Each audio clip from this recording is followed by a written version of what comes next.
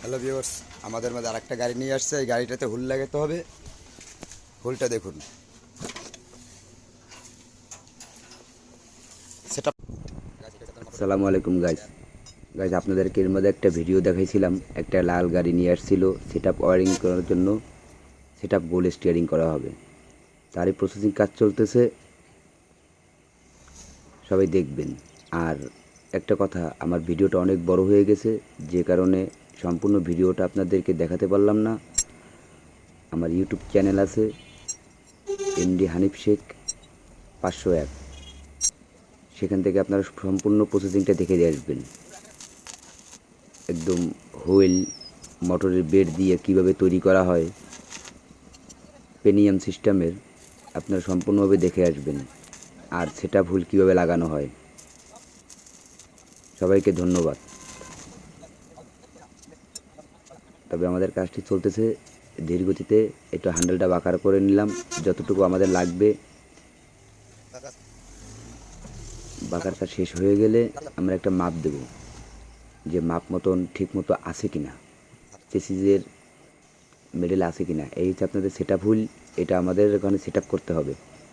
এটা set up করার জন্য যা লাগবে, মোটরের ব্যাট দিয়ে কীভাবে এখানে আপনি সেট আপ করবেন, সেটা সম্পূর্ণ প্রসেসিং ভালোভাবে দেখুন। এটা দেখলে হয়তো অনেক ভাই আছে যারা এগুলো পারে না, করতে কষ্ট হয়, তারাও অল্পতে শিখে যাবে। তার জন্য মূলত আমাদের এই ভিডিওটা ছাড়া। আর ভিডিওটা, এরকম ভিডিও সবসময়ের জন্য দেখতে হলে আমাদের ইউটিউব চ্যানেলটা সাবস্ক্রাইব করে রাখবেন এবং ফলো দিয়ে রাখবেন।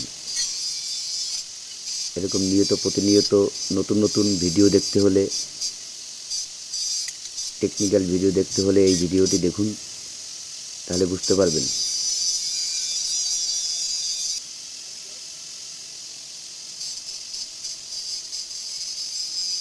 একটু বড় করতে হবে সাইজে। আর এটার মাপ হচ্ছে আপনার, অনেকে অনেকভাবে দিয়ে থাকেন। কেউ যদি 9.5 ইঞ্চি দেন দিতে পারেন, কেউ 7 ইঞ্চি দিবেন তাও দিতে পারেন। কিন্তু একটা কথা, আপনি যদি এটাকে 1 ফুট ব্যারটাকে যদি মেলান, বড় করেন, তাহলে কিন্তু আপনার হুইলটা কিন্তু অনেক ঘুরানো লাগবে, আপনার 2.5 পেজ খাবে। হুইলটা আপনার 2.5 পেজ ঘুরবে। আর যদি ছোট করে দেন, তাহলে মনে করেন 1.5 পেজ। এই যে আপনার যেটাকে 9 ইঞ্চি 9.5 ইঞ্চি করা হয়েছে, এইটা আপনার 1.5 পেজ খাবে। 1.5 পেজ খেলেই মনে করেন যে সম্পূর্ণ কাটবে। এরকম নিত্য নতুন ভিডিও পেতে আমার ইউটিউব চ্যানেলটি সাবস্ক্রাইব করে রাখবেন।